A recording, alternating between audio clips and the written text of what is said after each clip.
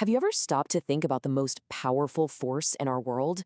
And no, I'm not talking about gravity or armies or even the economy. I'm talking about something way more subtle, a hidden force that shapes how we think, how we act, and really how we see our place in the world. And most of the time, we don't even notice it's there. So, let me just put the question out there. What is the most powerful force you can't see? It's a real puzzle, right? But the thing is, you feel its effects every single day. Just think about the instant authority an official language has over a local dialect, or how we automatically show respect to an expert, like a doctor in a white coat, before they've even said a word. There's no physical force at play there, but the power is immense. What we're really getting at here is a kind of power that doesn't need guns or walls to work. It operates entirely on our perceptions, our shared agreements, and our deep-seated beliefs about how the world is supposed to be. Okay, so this hidden force actually has a name. It's called symbolic power.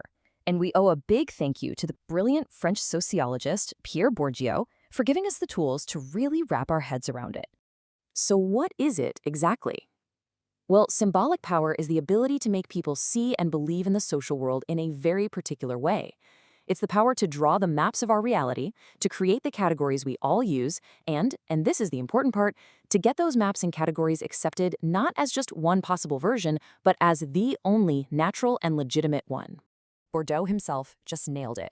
He said symbolic power is nothing less than a power to construct reality. It doesn't just describe the world we live in, it actively creates it by shaping our understanding. And here's the kicker.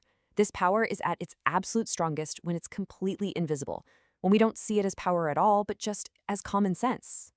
Bourdieu actually had a fantastic word for this state of unquestioned reality, doxa. The best way to think about doxa is like the water a fish swims in. The fish doesn't know it's wet, right? It's just its world.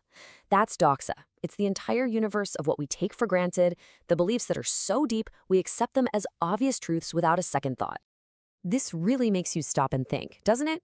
I mean, take a second and ask yourself, what are the common sense rules that govern your world? What are the things that feel so natural you've never even thought to question them? All right, so if symbolic power isn't some kind of hocus pocus, how does it actually get built and maintained? Well, it all comes down to resources. Bourdieu called these different kinds of resources capital, and they are pretty much the foundation of all social power. And we're not just talking about money here. There's cultural capital, your degrees, your knowledge, even the way you speak.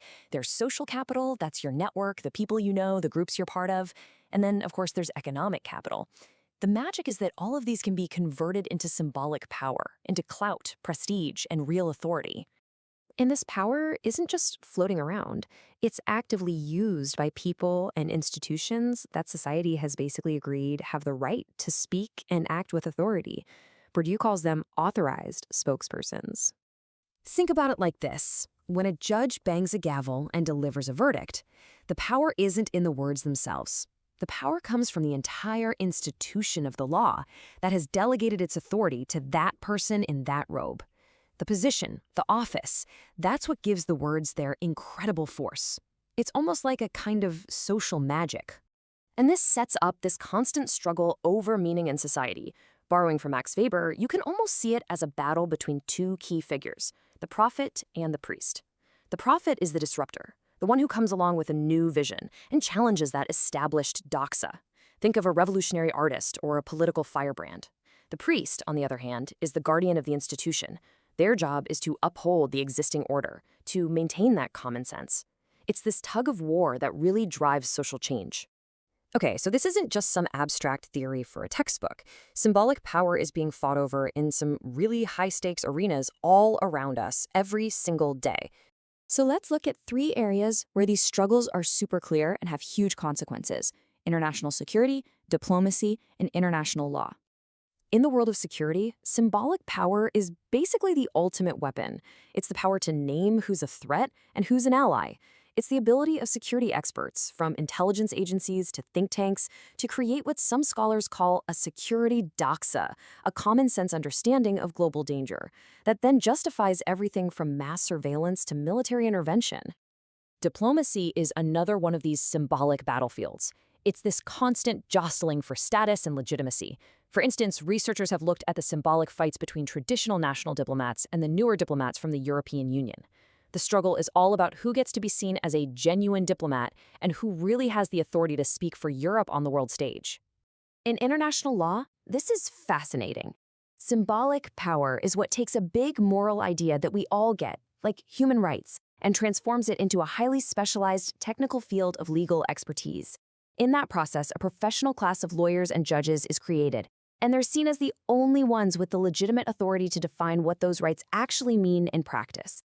So why does any of this matter? Well, the big takeaway here is that understanding symbolic power gives you a really critical tool.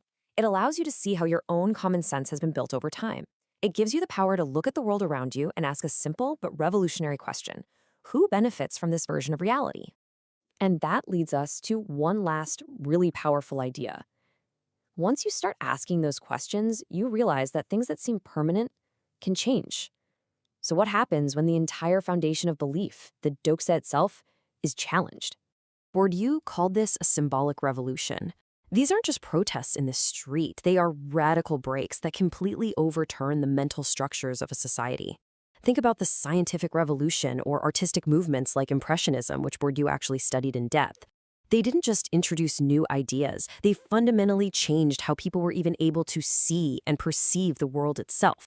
And that leaves us with one final, kind of mind-bending thought. If our realities are built by symbolic power, and if those realities can be torn down and rebuilt, what new reality is out there just waiting to be reconstructed?